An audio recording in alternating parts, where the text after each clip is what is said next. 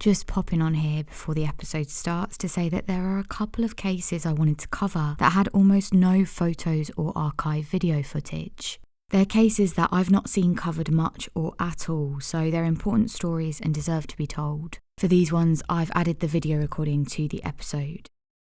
Teenage sisters Gretchen and Wendy were last seen going to the movie theatre to watch Elvis Presley's new film in 1965. They'd been super excited about it and were planning afterwards to go and visit Gretchen's older boyfriend, Charles Schmid. They disappeared that evening and were never seen again. Charles told the police that the girls had never arrived at his place, and he theorised that they must have just run away. This was the most likely explanation, he said, despite the fact that another young girl's disappearance had been linked to him months earlier. Later, friends of Charles would tell officers that he used to speak to them about wanting to feel what it was like to kill someone.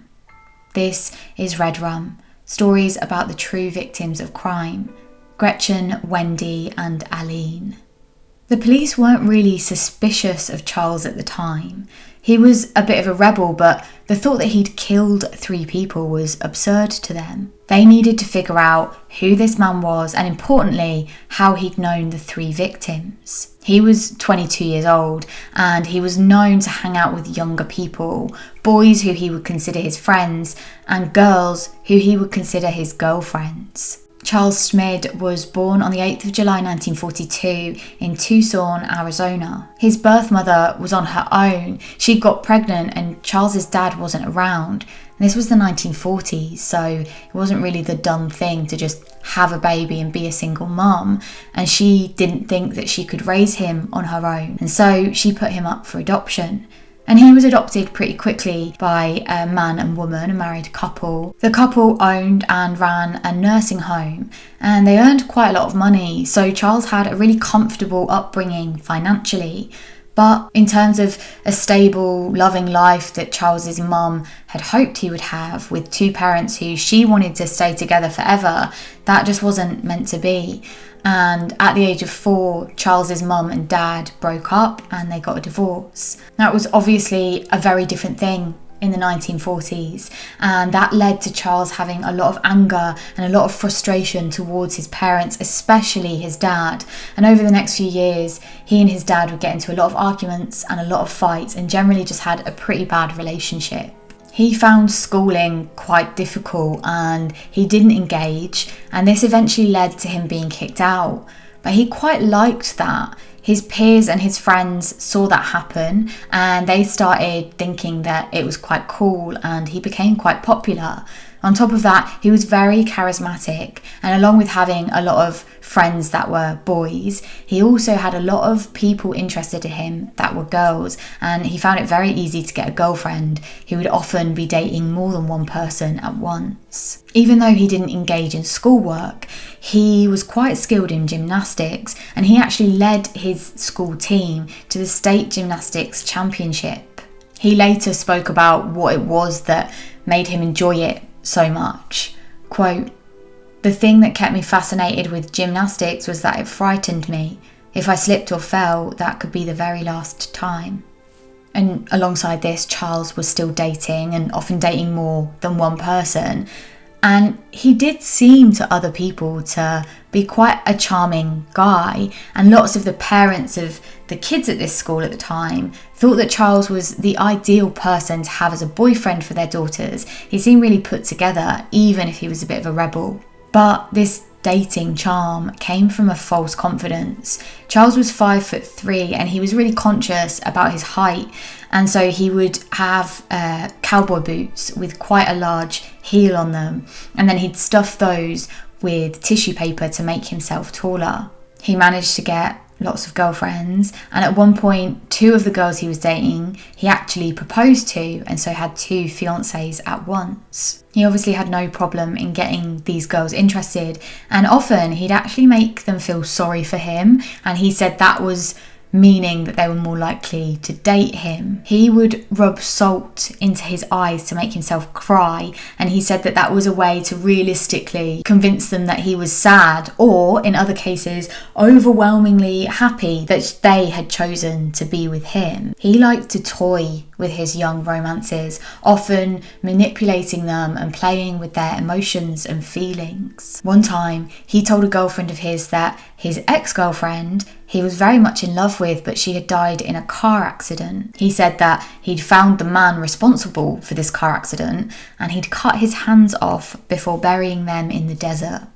There's no way to know if this is true or not, but either way, he was keen to brag about his violent tendencies. Alongside this, during his teenage years, he actually started to abuse animals, and he had a pet cat that he ended up killing. And this is actually probably the first documented moment of Charles's violent tendencies. And we all know the link between young people, children hurting animals and then hurting adults in later life. Charles was in his early 20s when he found out that he was adopted, and he decided that he wanted to get to know his birth mum. So he actually went to visit her, but she was disgusted that he'd found her. She didn't want anything to do with him, and as soon as he arrived, she kicked him out and said that he needed to leave and never speak to her again. This was obviously heartbreaking for Charles and caused him a lot of anger and resentment. He returned home, back to his adoptive parents,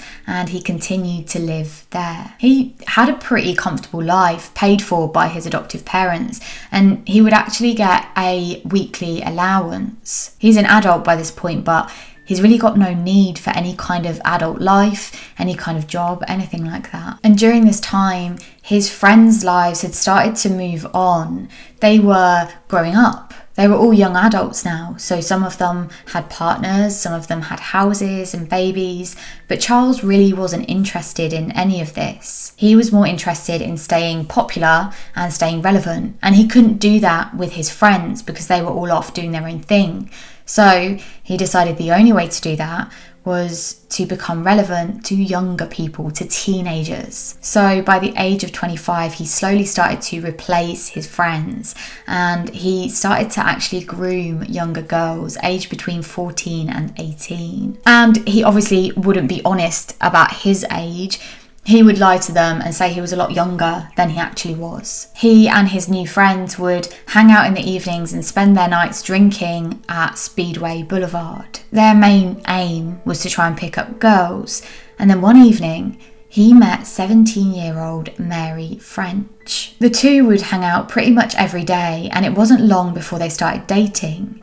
They also continued hanging out with a couple more of Charles's friends, and they would spend most evenings together. And one night, in May of 1964, Charles turned to his friends and Mary and said that there was something he had always wanted to do. He'd been thinking about it for a while, and he wanted to tell them all now. He said he wanted to kill a girl, and he wanted to do it tonight. Now, it wasn't abnormal for Charles to go off on stories of violence and aggression. He would often talk about what he wanted to do, but it was always theoretical. Tonight was different though. He wasn't talking about some in the future hypothetical. He was talking about doing this tonight. He told them he'd thought about someone specific.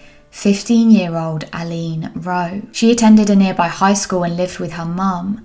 Arlene had rejected him a little while ago, and that had stuck in his mind. He couldn't believe someone had rejected him, and since then couldn't get her out of his mind. So that night, Charles told Mary that she would have to go and convince Arlene to come with them. Mary's obviously just heard him talk about how he wants to kill Arlene, so at first she refused. But after him asking again and again, eventually she did agree. And by this time, Charles had managed to convince Mary, or at least that's what she told people later. He managed to convince her that that night wasn't going to be a kill night, and instead they were just going to go on a double date. It would be him and Mary, and then Arlene and his friend John. And John had been drinking with Mary and Charles that night, so it wasn't too much of a far-fetched idea that they actually would go on some sort of double date. Arlene loved walking in the desert. She took pride in taking her time, feeling the hot sun on her and collecting unusual stones. Mary called her and told her the plan, and after some initial hesitation, Arlene did eventually agree to going with them. She knew the plan was that they'd be going to the desert, and she did want to hang out there. Mary said they would pick her up soon. But before they went to Arlene's house to pick her up, Charles said they needed to go to John's place first so that they could get a shovel. Mary and John knew that they were accompanying Charles to go and get this shovel. They got it, stashed it in the boot of the car, and then drove to Arlene's house to go and get her. Arlene came out of her house and she was clearly expecting quite a casual and quite a short evening out. She was dressed in a yellow swimsuit and she had rollers in her hair, and she wasn't even wearing any shoes. She was barefoot, carrying her shoes in her hand. The four of them drove away from the house, away from the well-lit streets and towards the desert. They then parked up, got out of the car and made their way down the dirt road. Just moments later, Charles made Mary go back to the car and John stayed with Arlene. Mary got in the car, turned up the radio and stayed there for the next hour. During that time, Charles and John stayed with Arlene and the savage attack began. Charles tied her arms up with a guitar cord and then he raped her. And then he bashed her head in with a rock. During the attack, Charles told Arlene that Mary wanted them to do this and that Mary had been in on the plan and she hated Arlene. John returned to the car eventually and he told Mary that Charles wanted her to come down to what now was a crime scene. Mary knew what had gone on and she just outwardly refused. And then a little while later, Charles returned to the car and he told Mary what they'd done. He told her that they had killed Arlene. He did manage to convince Mary to come back to the crime scene, and as they returned, they dug a shallow grave and threw Arlene's body in there, along with a bloodied shirt that Charles had been wearing, and the shovel. Charles told a number of friends what he'd done.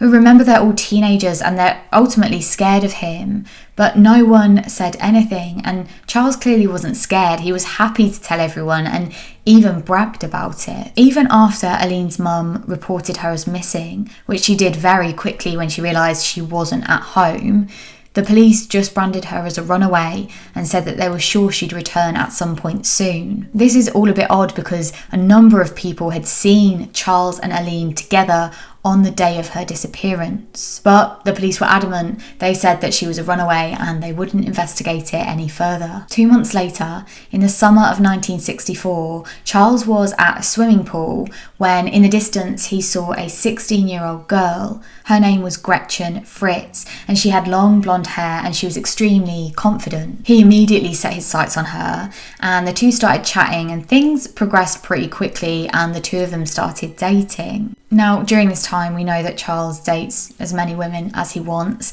and he was still dating Mary and another woman called Arlene, and he'd actually proposed to both of them and given them both a ring, but now he was interested in dating Gretchen. He had only proposed to Mary and Arlene because he wanted their money. He made them have a bank account that he could access and they would put all their earnings and all their money into that bank account and then he would use it. Charles and Gretchen's relationship, meanwhile, was progressing quite quickly, and so much so that he began to trust her completely, and he actually took her to the burial site where he'd buried Arlene and he told her what he'd done. It wasn't long before Gretchen's friends and her family saw that she was starting to pull away. She was becoming more withdrawn and she was becoming quite obsessed with Charles. The couple would fight all of the time and their arguments were often aggressive and got physical. Gretchen was obviously furious about these other engagements that Charles had to these two other women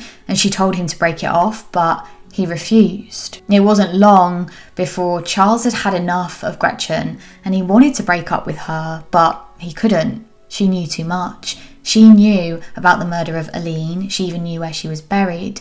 And on top of that, Gretchen had actually stolen one of Charles's diaries, and in it allegedly said that he had killed a boy and buried him in the desert. Charles, instead of trying to break up with her, actually attempted to solicit his friend Richard into scaring Gretchen. The first port of call was for Richard to take a gun and threaten Gretchen with it, saying she had to leave Richard. But Gretchen was quite feisty. She was fiery, and that didn't work at all.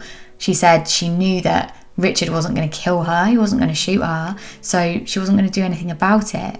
And after that didn't work, Charles said that Richard needed to take some acid and throw it on Gretchen, but that was too far for Richard and he refused. After that, Richard started telling his friends that Gretchen was going to go away for a while. If they didn't see her, it was simply because she'd upped and left, and she was going to go and live far away with a family member. None of her family or friends had been told this by Gretchen, but it seemed that Charles was already planning her end. On the 16th of August 1965, Gretchen and her younger sister Wendy went to the movie theatre to see Elvis Presley's new film, Tickle Me. Afterwards, they made their way over to Charles's house. Not a huge amount is known about exactly what happened next, but Gretchen and Wendy were never seen again. Charles had planned to kill Gretchen that day, but when she turned up at his house with Wendy, he knew he'd have to change his plan. Either he would have to do it another day, but he didn't know when he would get the next opportunity, or he would have to kill both Wendy and Gretchen. Wendy was simply in the wrong place at the wrong time, and she would pay with her life. Charles strangled both of them and then drove their bodies to the desert and buried them in a shallow grave near Arlene's. The two girls were soon reported missing by their parents, but despite a number of witnesses saying that they had last seen the girls heading to Charles's house, no one took them seriously, and the police declared them as just missing runaways, saying that they'd probably run away to San Diego. They said that because Gretchen had been a, and I'm quoting here, psychotic liar as a child, that she'd probably just run away and she would be back soon. And that was it. So 3 young girls have gone missing. The last person they've been seen with is Charles, and they've all been determined by the police as runaways. But Gretchen's family were not going to give up that easily.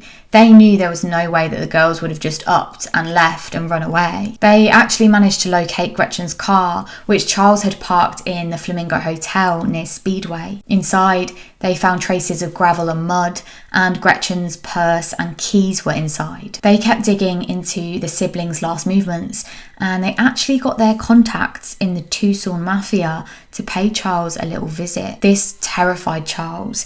He was used to having control, complete and utter control over the young teenage girls that he dated, but with the mafia sat in front of him, driving him around Tucson, he was scared. He swore to them that he didn't know anything, but they knew he was lying, and they said that they would be back soon and he should get thinking about where Gretchen and Wendy might be. This time, Charles needed help.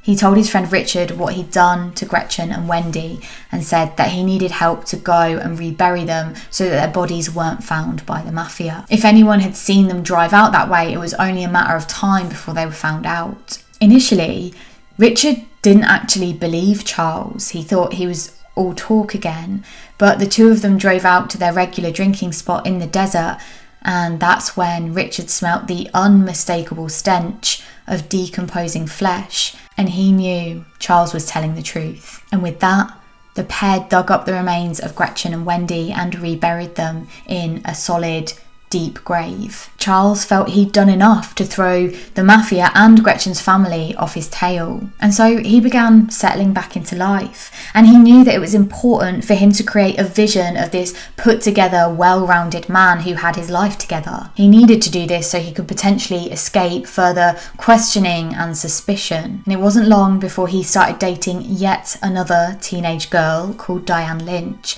He actually proposed to her on their first date, and she said yes, and it was only 4 months later that they were then married. But whilst all this was going on, Richard was terrified about what Charles might do in the future. And Charles's ex-fiancée, Darlene, had been someone that Richard was actually interested in dating, but he was so scared that Charles was going to do what he'd done to many of his ex-girlfriends, and he worried that he was going to kill off Darlene too. With that, Richard actually moved out of the area and went to live with his grandparents in Ohio. And whilst he was there, he broke down and he told his grandmother what had happened. He told her all about what Charles had done. Richard's grandmother made him call the police back in Arizona and tell them all of these details. And so in 1966, he did just that. He actually returned to Arizona, and his confession tape, admitting to what he knew Charles had done, was recorded. Police made their way to Charles's house, and at that point, Charles was in his front yard and he saw this car circling the block. And his first thought was that it was the Tucson Mafia, so he made his way inside and got ready to defend himself. And then there was a knock on his door, and it was the police. They tried to come inside, but Charles's mother was protective and wouldn't let them. But they said they had evidence and they needed to arrest Charles on suspicion of murder. Both John and Mary, who had participated in Arlene's murder in some way, were brought in for questioning. They admitted to what had happened and they were both charged, but they agreed to testify in Charles's trial in order for them to have a reduced sentence. John was sentenced to life in prison with eligibility for parole after just 7 years. And Mary was charged with accessory to murder and concealing and compounding a felony. She was eligible for parole after 4 to 5 years. Because Charles had taken Richard to the burial sites, there was actually a mountain of evidence against him. And Charles was also played the confession tapes where Richard had stated all of this information, so he knew pretty much straight away he was done for. Charles's lawyer, however, did manage to get him a plea deal in Arlene's murder because there was no body. They did go out and search the area for the body, but they could never find it. It was suspected by one of the detectives that a hurricane that had been in the area had potentially blown Arlene's remains out of that particular space. Charles pleaded guilty to second-degree murder and got 50 years to life. Charles's trial for the murders of Gretchen and Wendy went ahead in February of 1966, and a witness actually testified that she had been at Charles's house on the night of the girls' disappearances. She stated that Charles had answered a phone call from Gretchen before she made her way there, and when he hung up, he said, quote, "I'm going to get that bitch if it's the last thing I do." The jury decided in just 2 hours that he was guilty of murder, and Charles was sentenced to death. His death sentence was commuted to life in prison after Arizona abolished the death penalty, but Charles wouldn't spend the rest of his life in prison. He probably had heard about the 1962 escape of 3 inmates from Alcatraz prison. The prison Charles was staying in was supposedly secure, but he believed he could outsmart the systems in place and escape. His first attempt to escape did fail, but in 1972, he and another inmate, Raymond Hudgens, did actually manage to escape. The pair fled to a ranch near Tempe, and they took 4 hostages, and they actually stayed there for a little while. And it wasn't until they split up and went their separate ways that they were recaptured and Charles was brought back to prison. But on the 20th of March 1975, Charles was attacked in prison. Although he talked a big talk on the outside, once he was inside prison, he was no match for these hardened criminals. He stood at 5'3" and was used to overpowering teenage girls who he could attack when they just didn't see it coming. Inside prison, he met his match, and he was attacked so badly that he lost an eye and a kidney, and it was just 10 days after that attack that he died in prison from the injuries he'd sustained. Thank you for watching this episode of Red Rum. I'm going to be doing some a little bit like this, where there's not as much video footage or photos relating to the case. They'll be a little bit more like this, and then I'm going to be doing some regular episodes too, so keep an eye out for those. If you liked today's episode, please click the thumbs up button, subscribe if you're not subscribed, and I'll see you next week for another episode of Red Rum.